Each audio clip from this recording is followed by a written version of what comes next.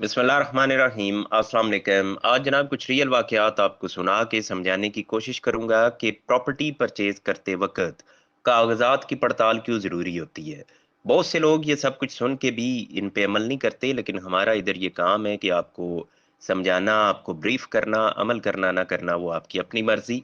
तो सबसे पहला वाक़या ये है कि एक शख़्स 1970 में फ़ौत होता है, 1973 में उसका इंतकाल वरासत दर्ज हो जाता है। अब जब इंतकाल वरासत दर्ज हो जाए तो अगली जो जमाबंदी बनती है, जमाबंदी हर 4 साल के बाद बननी होती है।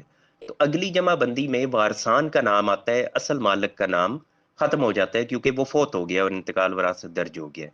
लेकिन यहाँ क्या हुआ है? यहाँ ये हुआ कि जो असल मालिक है उसका नाम उधर का उधर मौजूद है, वारसान का नाम नहीं आया। वारसान 2008 में वो रकबा फ़रोख्त कर देते हैं।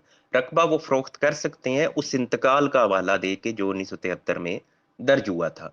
अब वो रकबा भी उन्होंने फ़रोख्त कर दिया, लेकिन जो असल मालिक है उसका नाम अभी भी मौजूद है। हालाँकि वो मर चुके हैं, इंतकाल वरासत दर्ज हो चुका है। और आज भी अब 2024 चल रहा है, आज भी उसके नाम से फ़र्ज़ जारी हो रहा है किस रकबा का जो उसके वारसान फ़रोख्त कर चुके हैं। रकबा प्रैक्टिकली, लीगली बिल्कुल ख़त्म हो चुका है, लेकिन स्टिल फ़र्ज़ जारी हो रहा है। अब ये क्या ज़ाहिर करता है, ये महकमा माल की नाअहली ज़ाहिर करता है। जब उसका रकबा दोबारा उधर ज़ाहिर हो रहा है, उसको फिर भी फ़र्ज़ जारी हो रहा है उसके वारसान को, तो वो क्या करेंगे? वो तो ज़ाहिर है 2 नंबरी करेंगे। वो जानते-बूझते कि हमने ये रकबा फ़रोख्त कर दिया, वो फिर भी उसको क्लेम करेंगे। क्यों? उनके पास दलील ये होगी कि जनाब हमारा नाम मौजूद है। अब ये क्या है, महकमा माल उनको अपॉर्च्युनिटी दे रहा है कि जनाब आप फ्रॉड करें। अच्छा जनाब, अब आते हैं एक दूसरे वाक़ये की तरफ। वो ये कि एक शख़्स जिसका नाम ए है और उसकी वल्दियत है बी। ए, उसका वालिद है बी। अब इत्तेफ़ाक से उसी मौज़िया के अंदर एक और शख़्स है जिसका नाम ए है और उसका वालिद है बी। यानी एक ज़ाहिद है और उसके वालिद का नाम है बकर, तो इस नाम के 2 लोग भी हो सकते हैं। तो जब वो दोनों लोगों के नाम सेम हैं, तो एक बंदा जाता है अराज़ी रिकॉर्ड सेंटर, कंप्यूटर सेंटर से फ़र्द लेने। उसको ज़ाहिर है उसकी ज़मीन का फ़र्द मिलना चाहिए था, लेकिन वो जो दूसरा ज़ायद है जिसकी वल्दियत बकर है, तो वो क्या करते हैं कंप्यूटर सेक्शन वाले, वो एक ही ज़ायद को दोनों ज़ायद के फ़र्द दे देते हैं क्योंकि वल्दियत सेम है।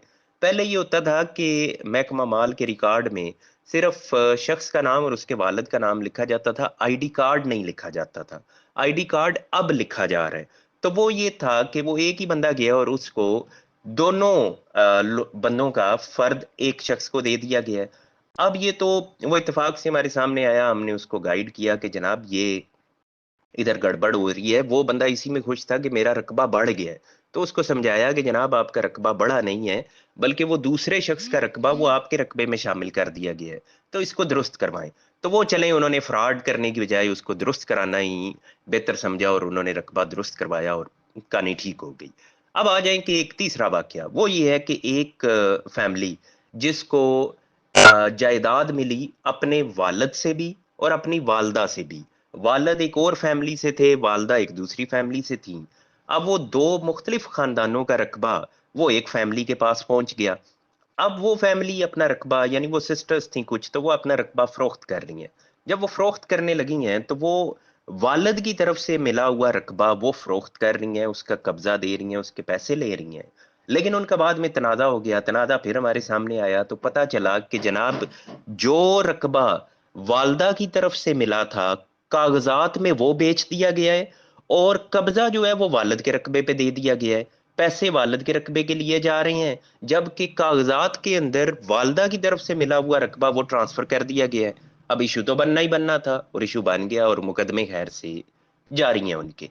अब जनाब ये वाक़यात सुनाने का मकसद ये है कि कागज़ात की अगर आप पड़ताल नहीं करेंगे, तो इस तरह के इश्यूज़ आपके सामने बनते रहेंगे। ये at the time of purchasing आपका काम होता है कि इनको चेक करना। अच्छा मैं ये भी क्लियर कर दूँ कि हमारा क्योंकि मौज़ेआ है छोटा-सा, इसमें टोटल है 417 खसरे और हम इसी में ही काम करते हैं मोस्टली। यानी 90% काम हमारा इसी एक मौज़ेआ में होता है। तो इसलिए हमें इसमें अवेयरनेस और मालूमात अच्छी है क्योंकि एक छोटा-सा मौज़ेआ है, 417 खसरे, वो कितने ही हैं। उसमें तो पटवारी साहब को भी जब काम होता है तो वो भी फ़ोन करके पूछते हैं, अच्छा फलाँ खसरा किधर है, फलाँ किधर है, फलाँ किधर है? और वो फिंगर टिप्स पे, मुझे तो ख़ैर नहीं, मैं वालिद साहब की बात कर रहा हूँ, उनको ज़ुबानी पता होता है कि ये खसरा इधर है, ये फलाँ की मलकियत है, इसका रकबा इतना है। तो उनको भी गाइडलाइन मिल जाती है। बल्कि एक और साथ में सुनाता हूँ कि एक रकबा हमने सेल किया, वो खसरा नंबर ABC जो भी उसका नाम था, उसमें से हमने फ़रोख्त किया। तो जो नेबरिंग खसरा था, वो उधर के एक भाई साहब उन्होंने एतराज़ करना शुरू कर दिया कि जनाब आप इस तरफ दरवाज़ा नहीं लगा सकते मेरी गली की तरफ, दिस एंड दैट। अब हमारा क्योंकि तरीकाकार होता है कि सबसे पहले हम कागज़ात चेक करते हैं। तो जो बंदा डिस्प्यूट कर रहा था, सबसे पहले हमने उसके कागज़ात जब निकलवाए, फ़र्द निकलवाया, तो पता चला कि मौसूफ की तो इधर 1 फुट भी जगह नहीं है। यानी उनका मकान बना हुआ है 8 मरले पे, लेकिन उस खसरा के अंदर उनके नाम पे 1 फुट भी जगह नहीं है। तो हमारी पोज़ीशन स्ट्रॉन्ग होगी। हमने जाके फिर उनसे बात की कि जनाब आपका इधर 1 फुट भी नहीं है। वो कहते हैं जनाब मेरा तो मकान बना हुआ है, कैसे नहीं है? हमने कहा ये देख लें, फ़र्द आपके सामने है, इसमें से अपना नाम तो सर्च करें। तो उन्हें फिर ये खुद भी इंकशाफ हुआ कि जनाब मेरी मलकियत ही इधर नहीं है।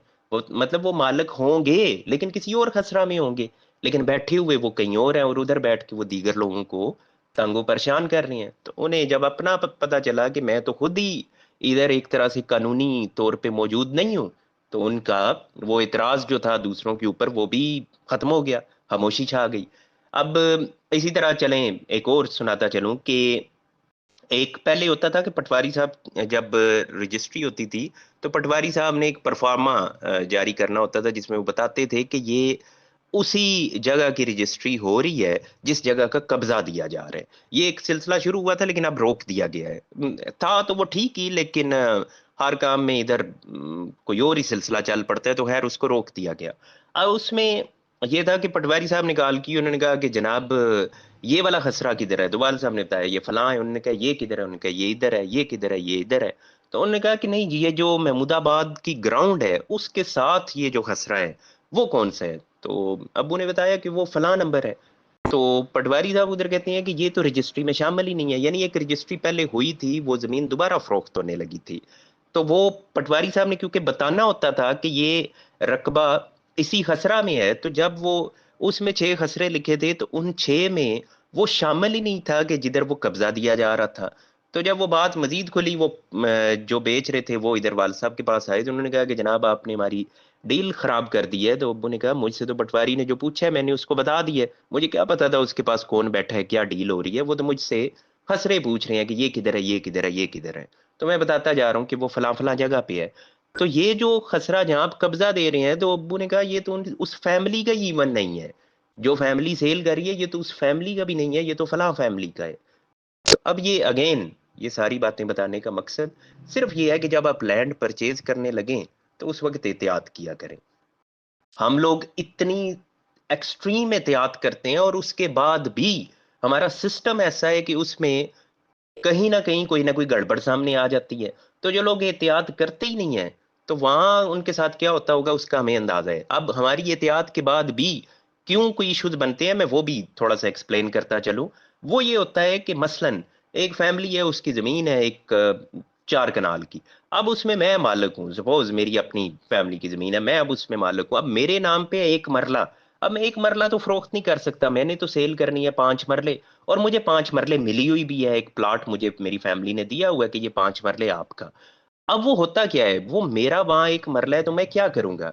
मैं दीगर खसरों के नंबर डाल लूँगा और नंबर डाल के तो यहाँ मैं 5 मरले का कब्ज़ा दे दूँगा। किसी फैमिली मेंबर का कोई एतराज़ नहीं है, क्योंकि ये हमारी एक फैमिली सेटलमेंट हुई है। उसके तहत मुझे यहाँ 5 मरले दिया गया है। हाँ, जो दीगर खसरों में मेरी जगह थी, वो तो फिर ख़त्म हो गई क्योंकि मैंने वहाँ छोड़ी है और मुझे यहाँ मिली है 5 मरले। अब इस तरतीब से मैंने उसको इधर फ़रोख्त कर दिया।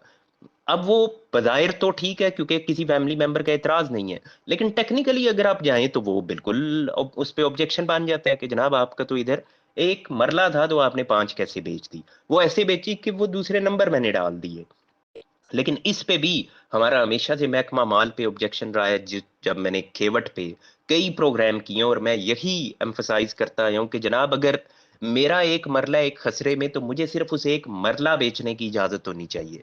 मुझे ये इजाजत नहीं होनी चाहिए कि मैं दीगर नंबर डालूं और कब्जा में इधर दे दूं। मेरा एक मरला है, मैं एक मरला ही बेचूंगा। हाँ, साथ में मैं और खाता शरीक शामिल करूं। अगर मैंने 5 मरले का प्लाट बेचना है, तो मैं अपने बहन-भाइयों को साथ शामिल करके 5 मरले पूरी करके उधर किसी को फ़रोख्त कर दूँ। ये तरतीब होनी चाहिए, ना कि ये तरतीब कि मैं दीगर नंबर डालूँ और वो मैं बेच दूँ। अब ये क्योंकि सिस्टम खुद अलाउ करता है लोगों को ये काम करने की इजाज़त देता है, तो लोग इस तरह करते हैं जिससे बाद में मसाइल बनते हैं। तो हम तो मैक्सिमम कोशिश करते हैं कि ये काम ना किया जाए। जहाँ किसी का एक मरला है वो एक मरला ही बेचे और उसमें वो दीगर लोगों को शामिल करे, जो खाता शरीक है उनको शामिल करके 5 मरले पूरी करे और वहां से फरोख्त कर दे। लेकिन बावजूद एफर्ट के बाज जगहों पे करना भी पड़ता है, क्योंकि फैमिली की सेटलमेंट है, फैमिली कहती है जनाब आप फरोख्त कर दें, हमें तो कोई एतराज नहीं, हमने 5 मरले इस भाई को इधर से प्लाट दिया हुआ है।